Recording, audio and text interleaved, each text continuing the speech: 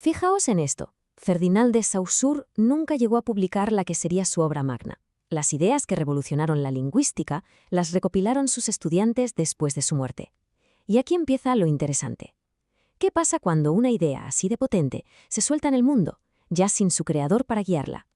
Hoy vamos a seguirle la pista al increíble viaje que tuvieron las ideas de Saussure. Pues esa es la pregunta del millón, porque una idea no depende de su autor para sobrevivir. Su verdadera prueba de fuego es ver cómo las generaciones siguientes la adoptan, la desafían, la transforman.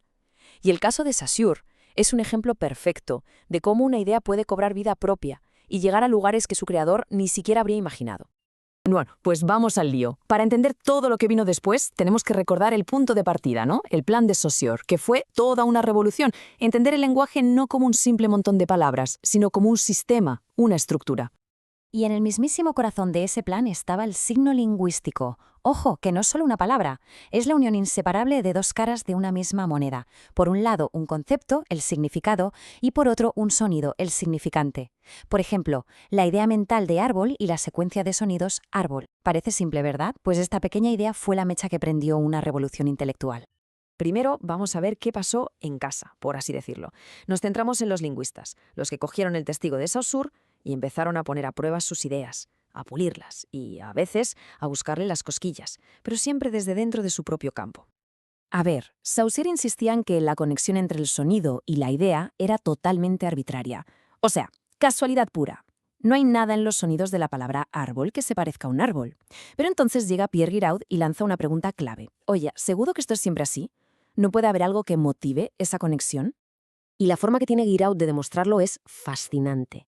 Dice que hay palabras que, aunque no sean familia directa, en nuestra cabeza las juntamos por cómo suenan y por la idea que comparten. Pensemos en remolino, rodar, rotar. Todas tienen que ver con un movimiento que gira y además tienen sonidos parecidos. Pues bien, para Giraud, esta red de asociaciones crea una especie de motivación que pone en jaque la idea de que todo es puramente arbitrario.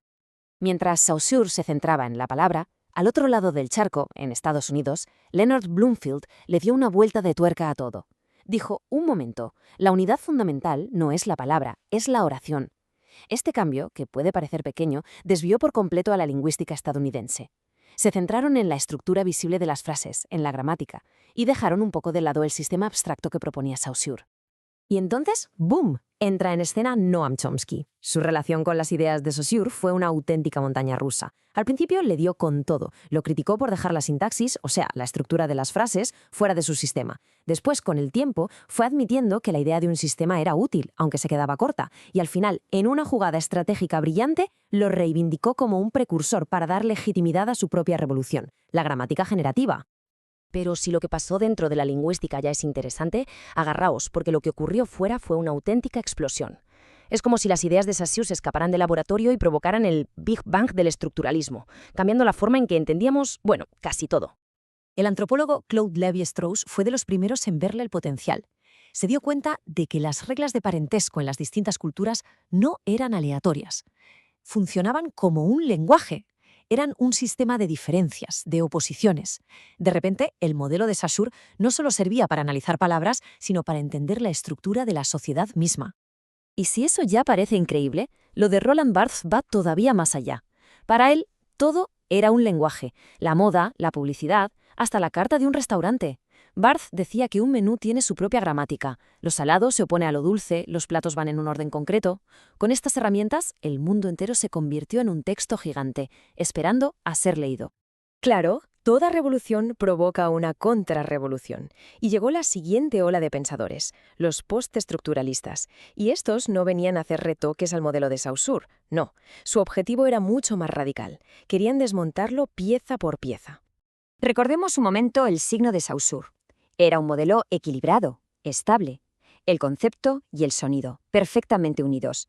El significado bien anclado al significante. Y entonces llega el psicoanalista Jacques Lacan y, literalmente, le da la vuelta a la tortilla. Pone el significante, la S mayúscula, arriba y el significado, la S minúscula, abajo. ¿Por qué? Para argumentar que el significante, la palabra, el sonido, es lo que domina. El lenguaje tiene una vida propia que se nos escapa, y el significado es algo que siempre está resbalando, que nunca llegamos a atrapar del todo. Luego llegó Jacques Derrida, el padre de la deconstrucción, y fue aún más lejos. atacó 3 pilares del pensamiento de Saussure. Primero, la idea de que los conceptos existen antes que las palabras. Segundo, el darle más importancia al habla que a la escritura. Y, sobre todo, su confianza en esas oposiciones tan claras y estables. Para Derrida, esas divisiones eran demasiado simples, ocultaban lo complejo e inestable que es el lenguaje en realidad. Después de todo este viaje por la alta teoría, es normal preguntarse, bueno, ¿y todo esto importa en el mundo real? Pues la respuesta es un sí rotundo. Y lo vamos a ver con un estudio práctico que baja todas estas ideas a la tierra de una forma muy, muy clara. Pensemos en cómo nombramos los números. En chino, el sistema es pura lógica. Es motivado. El 11 es 10-1, el 12, 10-2. El patrón es transparente. Ahora, comparemos eso con el inglés o el francés, que están llenos de palabras arbitrarias como 11, o el famoso 80 francés, que para decir 80 significa literalmente 4 veintes. Pues bien, unos investigadores se preguntaron si esta diferencia en la estructura del lenguaje podía afectar a lo fácil o difícil que les resulta a los niños aprender a contar. Así que compararon a niños de preescolar de China y de Estados Unidos. Los resultados son reveladores. Mientras que la gran mayoría de los niños chinos contaron hasta 20 sin problemas, más de la mitad de los niños estadounidenses cometieron errores. Y esto no es una cuestión de inteligencia, para nada, sino de estructura. El lenguaje, al ser irregular, estaba creando un obstáculo real para aprender. Y aquí está la clave de todo. La arbitrariedad no es solo un concepto teórico. Palabras como 11 ocultan el patrón de 10+1, y eso hace que el sistema base 10 sea objetivamente más difícil de entender para un niño. La estructura invisible del lenguaje tiene consecuencias muy visibles y muy medibles. Y para rematar, la paradoja final.